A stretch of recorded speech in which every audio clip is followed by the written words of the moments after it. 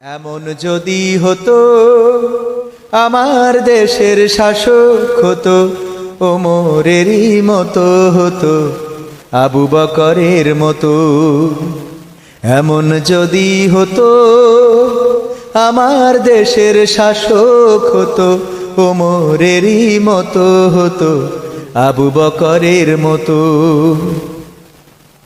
প্রজার দুঃখে যাদের চোখে আসতো না রে ঘুম, দেশের ভিতর পড়ে যেত শান্তি সুখের ধুম। প্রজার দুঃখে যাদের চোখে আসতো না রে ঘুম, দেশের ভিতর পড়ে যেত শান্তি সুখের ধুম।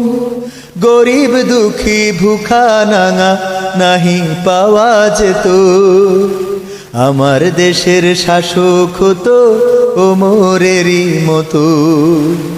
এমন যদি হতো আমার দেশের শাসক হতো, ওমরেরই মতো হতো, আবু বকরের মতো।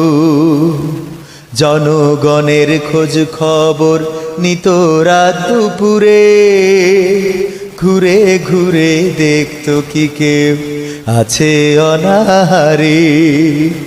জনগণের খোঁজ খবর নিত রাত দুপুরে, ঘুরে ঘুরে দেখতো কি কেউ আছে অনাহারে। আমার দেশের মা বোনেরা লাঞ্ছিতা হতো না, আমার দেশের কৃষক শ্রমিক বঞ্চিত হতো না। আমার দেশের মা বোনেরা লাঞ্ছিতা হতো না, আমার দেশের কৃষক শ্রমিক বঞ্চিত হতো না। ধনী গরিব ভালোবাসার জীবন ফিরে পেত, আমার দেশের শাসক হতো ওমরেরই মতো। এমন যদি হতো আমার দেশের শাসক হতো, ওমরেরই মতো হতো, আবু বকরের মতো। আসলে এমন যদি হতো আমাদের দেশের শাসক ওমরের মতো, আবু বকরের মতো, ওসমানের মতো, আলী রাদিয়াল্লাহু তাআলা আনহুর মতো, যে শাসকেরা ঘুরে ঘুরে দেখবে দেশের মানুষ শান্তিতে আছে নাকি অশান্তিতে আছে, খেয়ে আছে নাকি না খেয়ে আছে, কোন অবস্থায় তাদের রাত কাটছে, কোন অবস্থায় তাদের দিন যাচ্ছে, এভাবে যদি ঘুরে ঘুরে দেখতো, খোঁজ খবর নিত, তাহলে দেশের চেহারাটাই বদলে যেত।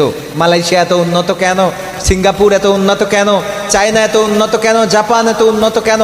কারণ তারা এমন এমন নেতা পেয়েছে যেই নেতাগুলো দেশের জন্য কাজ করেছে, যেই নেতাগুলো দেশের কল্যাণে, মানুষের কল্যাণে কাজ করে গিয়েছে।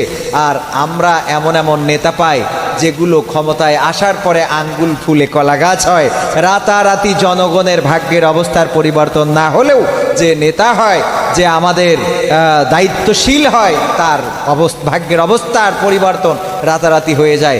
গাছতলায় থাকা ব্যক্তিটা পাঁচতলায় উঠে চলে যায়। এই হলো আমাদের দেশের রাজনৈতিক অবস্থা। আল্লাহ রাব্বুল আলামিন আমাদের দেশের শাসকদেরকে অন্তত তাদের থেকে শিক্ষা নেওয়ার তৌফিক দান করুন, যারা দেশের জন্য কাজ করে দেশকে উচ্চ শিখরে নিয়ে গিয়েছে, সম্মানের মর্যাদায় নিয়ে গিয়েছে।